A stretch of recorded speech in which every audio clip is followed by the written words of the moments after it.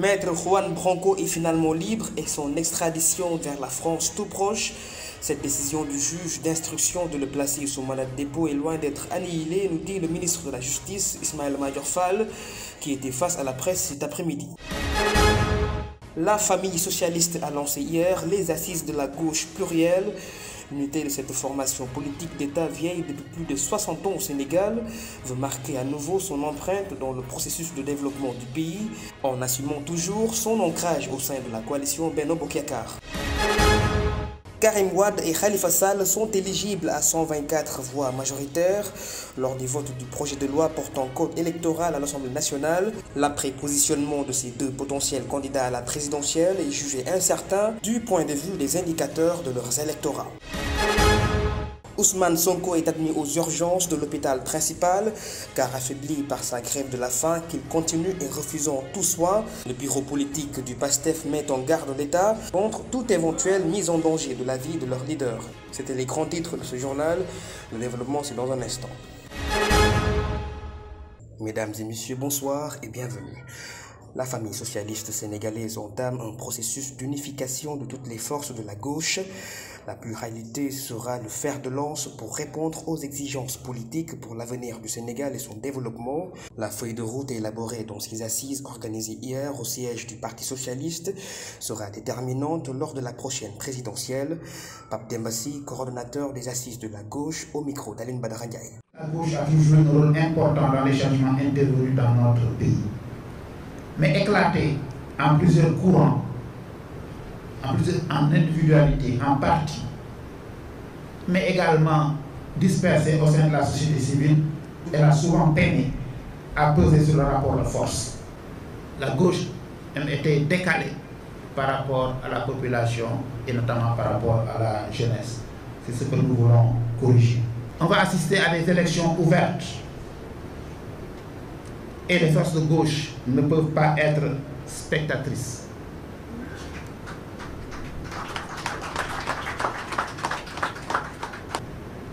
Alors la gauche est condamnée à réaliser son unité afin d'être en mesure de jouer pleinement son rôle au sein du peuple, des travailleurs et de leurs organisations en particulier. C'est là toute l'importance de cette rencontre d'aujourd'hui, dont l'objectif est d'unifier toutes les forces de gauche dans toute leur diversité pour pouvoir jouer un rôle déterminant dans le devenir de notre pays. Quant à son appartenance dans la coalition Benno Bokk Yakaar, elle reste immuable.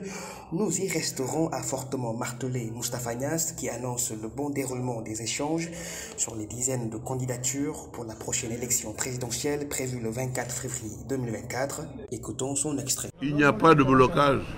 L'action se poursuit de manière linéaire, progressive, rationnelle et sous contrôle. Il y a un processus qui est en cours, qui a consisté à un certain moment, non pas à auditionner, comme s'il s'agissait d'un examen oral à l'université, mais d'échanger avec des candidatures déclarées, candidature à la candidature de Benno Bokk Yakaar. C'est une fois que nous aurons dépassé cette phase-là, que Benno va avoir un candidat ou une candidate. Parce que parmi les personnes que j'ai rencontrées, avec qui j'ai discuté, il y a une dame. Ça peut être un homme, ça peut être une femme. Ce n'est pas encore fini, le processus se poursuit, on est à la phase finale. La date fondamentale qui est prévue par le code électoral, c'est le 28 août. C'est la date à laquelle les opérations du parrainage doivent commencer. Donc nous avons encore jusqu'au 28 août. Ça, c'est la loi qui le dit. 28 août. On est aujourd'hui le 5. Il reste encore quand même 23 jours.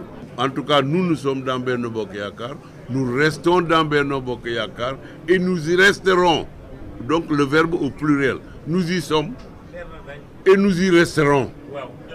Quel que soit Alpha.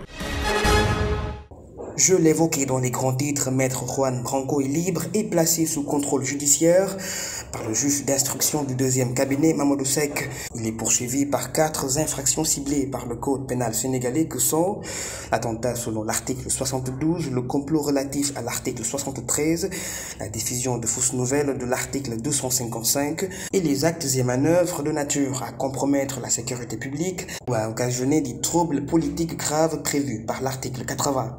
Hier et aujourd'hui, l'avocat d'Ousmane Sonko était entendu dans les locaux de la brigade des affaires générales. Refusant de s'alimenter, Juan Branco a décidé de garder le silence et de n'autoriser aucune personne à l'assister, aussi bien durant la phase procédurale de notification du mandat d'arrêt. En ce sens, maître Cyril Clédorli précise que toute défense ne pouvait aller à l'encontre de l'avocat franco-espagnol. Jusqu'à ce samedi 5 août passé, maître Juan Branco était détenu à la prison de Rebeuss suite à une collaboration entre les États mauritaniens et sénégalais. L'extradition de maître Juan Branco vers la France se profile après son incarcération alors qu'il était visé par un mandat d'arrêt international émis par la justice sénégalaise.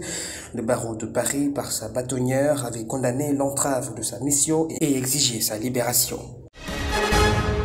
Je l'annonçais en début d'édition, la décision du juge qui est maître des poursuites de placer l'avocat Juan Branco sous mandat de dépôt est loin de s'épiloguer malgré sa libération. Avec des infractions graves punies par le code pénal sénégalais, le ministre de la Justice donne 3 voies possibles de la finalité de l'instruction en cours et les véritables raisons de la libération de maître Juan Branco. Le garde des Sceaux Ismaïla Madior Fall était face à la presse cet après-midi à la primature. Voici son extrait. Lorsqu'il a été arrêté, notamment par l'exécution du mandat d'arrêt international, le juge d'instruction l'a inculpé et lui a accordé la liberté provisoire. Il l'a inculpé, pourquoi? Parce que les infractions qui étaient visées, ce sont les plus hautes poursuites. Ce sont des infractions délictuelles pour certaines, criminelles pour d'autres. Ça veut dire que sa détention pour les besoins de l'information judiciaire peut même dépasser 6 mois. Il se trouve aussi que pour ces faits, il ne peut pas être jugé en flagrant délit. Ce n'est pas possible. Ce n'est pas des faits pour lesquels on applique la procédure de la flagrance. C'est pour ça donc qu'il a été inculpé. On aurait pu le mettre sous mandat de dépôt pendant des années, mais l'option du juge d'instruction, ce n'est pas le parquet, ce n'est pas le procureur. C'est le juge qui a souverainement décidé de l'inculper et de lui accorder la liberté provisoire. Je rappelle que le parquet ne s'y oppose pas. Pourquoi? Parce que, c'est vrai, la liberté est la règle, la détention l'exception. Il n'est pas ressortissant sénégalais, il n'a pas la nationalité sénégalaise, il a sa famille, il a sa profession. Voilà, nous avons des accords de coopération judiciaire très sérieuses qui nous lient avec la France. Nous pouvons à tout moment coopérer avec la France lorsqu'il y a un besoin d'administration de la justice. Il n'y avait pas donc de raison de le garder dans les liens de la détention. Mais, attention, la procédure de l'information judiciaire continue à son encontre. Tous les actes d'instruction vont être posés. Deuxièmement, il est possible que son contrôle judiciaire soit révoqué. Et troisièmement, il peut être jugé lorsque l'information sera clôturée. Il peut faire l'objet d'un renvoi devant une juridiction de jugement et être jugé. Bonsoir et bienvenue. Karim Wade et Khalifa Sall sont désormais éligibles à la prochaine élection présidentielle grâce à l'adoption du projet de loi numéro 12/2023 modifiant la loi numéro 2021-35 du 23 juillet 2021 portant code électoral à l'Assemblée nationale. 124 voix se sont proclamées favorables lors de cette deuxième session extraordinaire de l'année 2023. Le dossier d'éligibilité était soumis à l'observation lors du dialogue national en fin mai initié par le chef de l'État Macky Sall dans un contexte sociopolitique tendu. Ces potentiels candidats étaient absents depuis une dizaine d'années de la course présidentielle.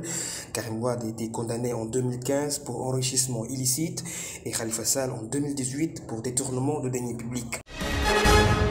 L'éligibilité de Khalifa Sall et de Karim Wade répond aussi à l'esprit du dialogue, s'apparentant aux doléances de l'opposition qui est la transparence et l'inclusion lors de la prochaine présidentielle. La concrétisation de ces principes démocratiques gage de paix et de stabilité, même si elle est appréciée par certains Sénégalais et partisans. Le doute s'installe sur le gain de leur électorat.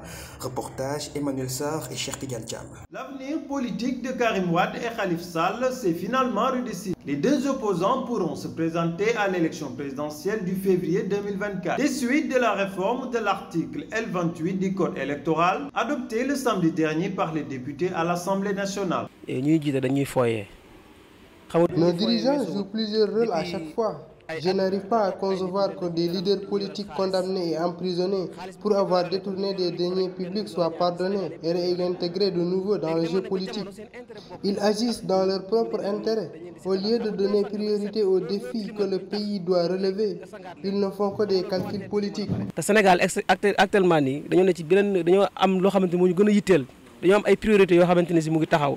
Exclu du champ politique depuis plusieurs années, la reconquête de l'électorat de ces deux opposants semble perdue davantage à 6 mois de la présidentielle de 2024.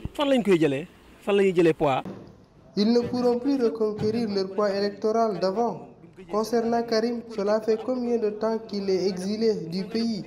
La politique nécessite de faire des rencontres et des tournées pour gagner la confiance des citoyens. Pour le cas de Khalifa Sall, il ne pèse plus rien. C'est dans le dos de Pastef que son parti subit jusqu'à présent. Une présidentielle dans un contexte crispé par des décisions de justice concernant certains leaders politiques, l'entrée en jeu de Karim et de Khalifa serait déterminante pour l'opposition. La présidentielle est différente des autres élections, que ce soit des législatives ou locales. Il y a certaines réalités que le scrutin. Leur intégration sera favorable pour l'opposition. Un deuxième tour sera même probable si chaque parti de l'opposition y participe de son côté. Les partis politiques comme PUR et PASTEF doivent continuer dans leur lancée, car les citoyens seront très exigeants sur le soir de la présidentielle. Le président Macky Sall avait initié le dialogue national qui a abouti à la décision de réviser la Constitution et le Code électoral. Toutefois, il y a eu d'autres avancées issues de la concertation nationale, selon Antoine Félix Diome, le ministre de l'Intérieur, autre que la modification de l'article L28. En effet, cette nouvelle réforme ouvre la voie à Khalifa Sall et Karim Wade pour la prochaine élection présidentielle prévue dans 7 mois.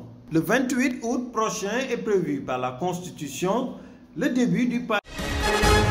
Intéressons-nous à présent sur cette actualité. Ousmane Sonko est admis en urgence, une situation qui suscite une deuxième sortie par voie de communiqué du parti Les Patriotes Africains du Sénégal pour le travail, l'éthique et la fraternité. Depuis sa dissolution par l'État du Sénégal, il condamne cette fois-ci l'état de santé dégradant d'Ousmane Sonko en grève de la faim depuis sa mise en détention le 31 juillet 2023 passé. Le bureau politique national pointe déjà un doigt accusateur au président Macky Sall et à tout le régime s'il arriverait quelque chose au leader Ousmane Sonko. Ce dernier avait entamé une grève de la faim à la prison de Sébikotane pour s'opposer à un acharnement et une arrestation arbitraire dont il fait l'objet. Après une permission de visite à l'hôpital principal de Dakar au pavillon de la Teranga, les maîtres Abdoulaye Tall et Ciré Clédor Ly affirment qu'Ousmane Sonko est en situation de détresse car refusant de s'alimenter ainsi que de recevoir des soins, ils annoncent de poursuivre le combat pour sa libération. Parlons de cette actualité de ce week-end. L'Agence nationale de l'aviation civile et de la météorologie avait subi une cyberattaque. Sur la page d'accueil du site, il était inscrit « Hackit, libéré Juan Branco ». Les responsables de la structure rappellent que seule la page index a été touchée et non les données qui sont sauvegardées. Le travail de l'ANACIM serait digitalisé à plusieurs niveaux et que son site n'est pas la seule porte d'entrée pour certains usagers. L'agence annonce un rétablissement en cours ainsi que l'existence des différentes plateformes digitales qui permettent des prolongements comme les mails et les téléphones pour recevoir certaines demandes. L'origine de l'attaque par les hackers n'est toujours pas connue, ni leur identité dévoilée. À Kharkiv, en Ukraine, les salves et tirs missiles russes ont détruit un centre de transfusion sanguine. L'opération militaire des États-Unis contre l'exploitation du pétrole dans la mer Rouge par l'Iran est enclenchée. Les délestages intempestifs secouent l'Égypte. Des quartiers sont privés chaque jour presque d'1 heure d'électricité. Débutons l'actualité internationale par cet ultimatum de la CEDEAO qui se heurte par la décision de fermeture de l'espace aérien par la junte militaire au pouvoir. Fatima Bintoundour pour plus de détails. Au Niger, l'ultimatum fixé par la CEDEAO est arrivé à son terme. Les putschistes ont menacé toutes sortes d'interventions prévues par la CEDEAO qui avait fixé un ultimatum de 7 jours. L'espace aérien nigérien est fermé à compter de ce lundi 7 août jusqu'à nouvel ordre. Depuis des semaines, les populations l'Égypte vit des coupures d'électricité répétitives. Les Égyptiens n'avaient pas connu pareille situation depuis 10 ans. Cette période estivale demeure étouffante et prive de courant les précieux climatiseurs. Chaque quartier a désormais son horaire de coupure d'une durée d'1 heure, sauf les zones touristiques. Des milliers de soldats américains envahissent la mer Rouge pour dissuader l'Iran de saisir des pétroliers. Plus de 3000 soldats américains sont arrivés à bord de 2 navires de guerre.